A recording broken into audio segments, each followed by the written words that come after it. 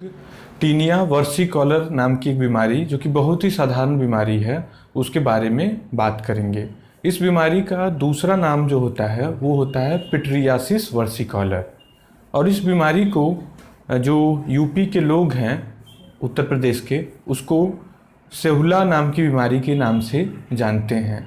हालांकि इसका अलग अलग रीजन में अलग अलग नाम है। जैसे राजस्थान में इसको लोकल लैंग्वेज में दूसरे नाम से जाना जाता है, इसी तरह से अलग अलग रीजन में इसका अलग अलग नाम है। यह एक बहुत ही सामान्य बीमारी है और यह बीमारी साधारणतः 15-16 साल से लेकर के लगभग 40-50 ईयर्स तक के बीच में लोगों को अफेक्ट करती है। ये बीमारी उस समय ज़्यादा होती है जब बॉडी में जो तेल बनाने वाली ऑयल ग्लैंड्स होती हैं, सीबेसियस ग्लैंड्स, उनकी एक्टिविटी जब बढ़ जाती है। तो ये इस एज ग्रुप में ज़्यादा होता है। बहुत ही रेयर सर्कमस्टांसेस में ही ये 15 के नीचे या फिर 50 साल के ऊपर ये बीमारी देखी जा सकती है। तो इस बीमारी में विशेष करके जो गर्दन का एरिया है, जो गर्दन है, चेस्ट है और पीठ का हिस्सा प्लस साथ में जो हाथ का एडजेसेंट हिस्सा है, वो इस बीमारी में अफेक्ट होता है। कभी कभी ये बीमारी और भी नीचे, मतलब पेट के हिस्से में या फिर थाई के हिस्से में भी देखी गई है, लेकिन वो सब अत्यंत ही रेयर सर्कमस्टांसेस हैं, मतलब कभी कभी देखी जाती है।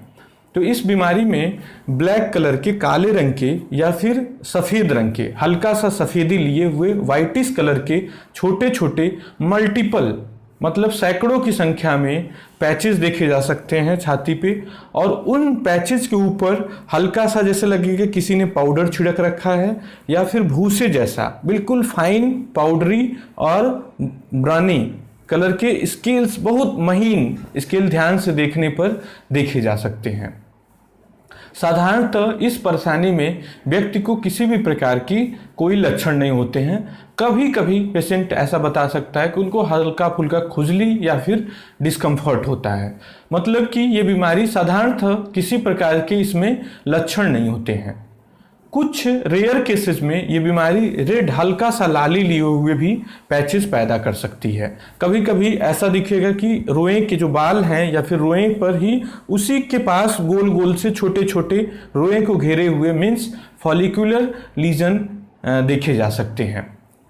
नेक्स्ट प्रश्न उठता है कि आखिर ये बीमारी होती क्यों है और किसको होती है, कैसे होती है। तो ये जो बीमारी होती है, ये देखा गया है कि ज़्यादातर जो गर्म इलाके हैं, मतलब जो ह्यूमिड, पसीना से भरे हुए गर्म इलाके हैं, उन एरियाज़ में ये बीमारी काफ़ी सामान्य रूप से देखी गई है। जो ठंडे इलाके हैं उन एरियाज़ में ये बीमारी काफ़ी कम देखी गई है। जैसे स्वीडन में एक रिसर्च हुआ जिसमें ये बीमारी 1% से भी कम पाई गई। वहीं पर जब ये रिसर्च गर्म इलाकों में हुए जहां पर पसीना बारिश ज़्यादा होती है, वहां पर देखा गया कि कुछ एरियाज में तो लगभग 50%, मतलब हर 100 में से 50 लोगों को ये बीमारी हो गई। तो ये बीमारी जो है ह्यूमिड क्लाइमेट में बहुत ही ज़्यादा पाई जाती है। प्लस ये देखा गया कि कुछ कंडीशंस जैसे जिसमें कि शरीर की इम्यूनिटी कमज़ोर हो, तो उसकी वजह से ये बीमारी ज़्यादा देखी गई है। तो चूँकि ये बीमारी जो होती है एक फंगस की वजह से होती है, एक मैलेसीजिया नाम के फंगस की वजह से ये बीमारी पैदा होती है। तो इस वजह से जो इम्यूनोसप्रेसिव, जिसमें बॉडी की इम्यूनिटी कंप्रोमाइज होती है, जैसे कि HIV या डायबिटिक, कोई जिसका बीमारी काफ़ी दिन से डायबिटीज़ कंट्रोल ना हो, कोई बहुत लंबे समय से स्टीरॉयड थेरेपी पे हो, खाने वाली या फिर लगाने वाली स्टीरॉयड, जिससे कि बॉडी की इम्यूनिटी कंप्रोमाइज हो रही हो, तो उस कंडीशन में भी ये बीमारी ज़्यादा देखी गई है। हालांकि अधिकांश केसेस में बिल्कुल ही नॉर्मल इम्यूनिटी वाले, बिल्कुल ही जिस व्यक्ति को कोई भी परेशानी नहीं होगी, उनमें देखा गया है। इसके अलावा ये देखा गया है कि यदि आप कुछ बेदिंग ऑयल या फिर लुब्रिकेंट ऑयल बॉडी पे यूज कर रहे हैं या फिर स्टीरॉयड क्रीम यूज कर रहे हैं, तो उस कंडीशन में भी ये पैचेस इस एरियाज में ज़्यादा देखे जाते हैं।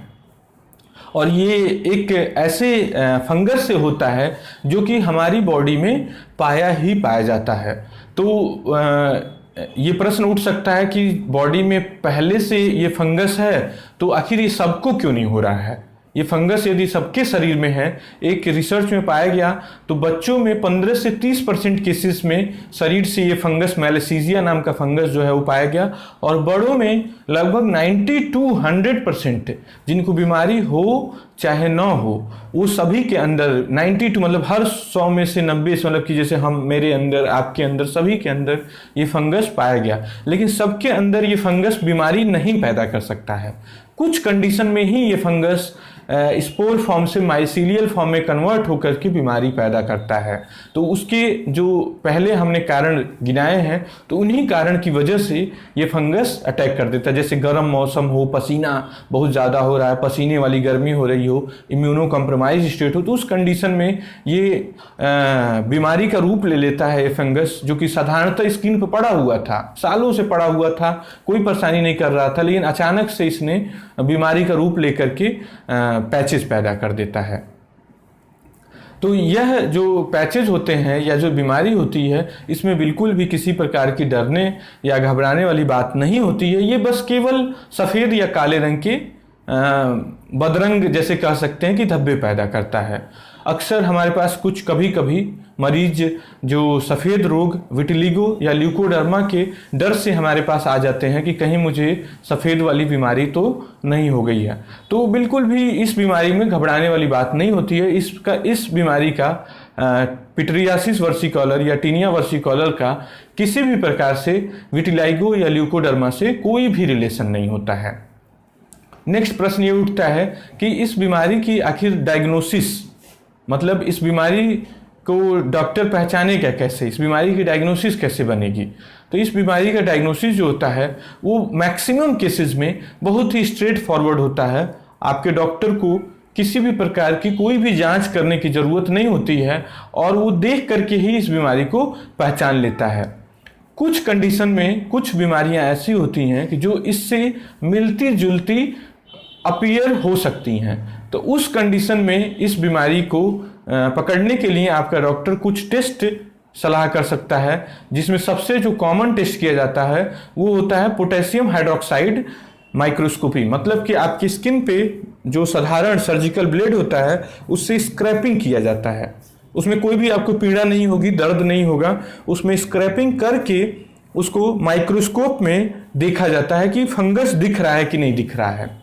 इसके अलावा ज़रूरत पड़ने पे एक विशेष प्रकार का लैंप होता है जिसे वुड्स लैंप बोला जाता है। उस लैंप से भी बंद अंधेरे कमरे में डॉक्टर उस लैंप को जला करके भी देख सकता है, एग्जामिन कर सकता है। तो उसकी यूटिलिटी विटिलिगो नाम की बीमारी से डिफ्रेंशिएट करने में, सफ़ेद दाग की बीमारी से डिफ्रेंशिएट करने में ज़रूरत पड़ती है। इसी प्रकार कुछ केसेस में बायोप्सी भी आपका डॉक्टर सजेस्ट कर सकता है। बायोप्सी जैसे कि हाइपोपिगमेंटिंग डर्मेटाइटिस, पी अल्बा, इस तरह की कुछ बीमारियां हैं। Hypopigmented sarcoidosis, hypopigmenting MF, mycosis फंगोइडिस, इस तरह की बीमारियों से अंतर करने के लिए जब डॉक्टर को कन्फ्यूजन पैदा हो रहा हो आपके लक्षण को देख करके, तो उस कंडीशन में डॉक्टर बायोप्सी का सलाह दे सकता है। जब एक बार डायग्नोसिस बन जाती है तो आपका डॉक्टर ट्रीटमेंट देता है। तो इसमें ट्रीटमेंट में लगाने वाली दवाइयाँ एवं खाने वाली दवाइयाँ, दोनों तरह की दवाइयों का उपयोग किया जा सकता है। तो जो लगाने वाली दवाइयाँ होती हैं वो अधिकांश केसेस में जो एंटी फंगल ग्रुप की दवाइयाँ होती हैं, जैसे कीटोकोनाजोल या फिर ललीकोनाजोल, एक प्रकार का एंटी फंगल होता है। मतलब जो कीटाणु है, जो फंगस है, जो मैलेसीजिया है, उसको ख़त्म करने वाले जो एंटी फंगल हैं उसको आपका डॉक्टर दे सकता है। ललीकोनाजोल, कीटोकोनाजोल, एबरकोनाजोल, इस तरह की दवाइयाँ दे सकता है। इसी से रिलेटेड कुछ कंपाउंड्स होते हैं जैसे कि जिंक, पायरिथियन, सेलेनियम सल्फाइड, इन दवाइयों का भी फंगस के इलाज में काफ़ी ज़्यादा इस्तेमाल किया जाता है।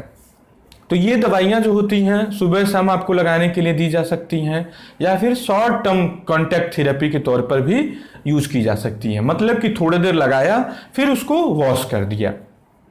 इसी तरह से कुछ शैम्पू होते हैं, इन्हीं जो मॉलिक्यूल्स के मैंने नाम गिनाए हैं उनके शैम्पू भी आते हैं। तो उन शैम्पू को भी आपका डॉक्टर, आपको अजीब लग सकता है कि शैम्पू आपको बॉडी पे लगाने के लिए डॉक्टर बोल रहा है, तो जिंक पायरिथियन, सेलेनियम सल्फाइड या कीटोकोनाजोल के शैम्पू भी अब बाजार में आसानी से उपलब्ध हैं। उन शैम्पू को भी बॉडी पे शॉर्ट टर्म के लिए, मतलब कि 10 मिनट 20 मिनट के लिए आपका डॉक्टर बोल सकता है कि अच्छे से लगा लें, फिर उसके बाद पानी से उसे धो दें।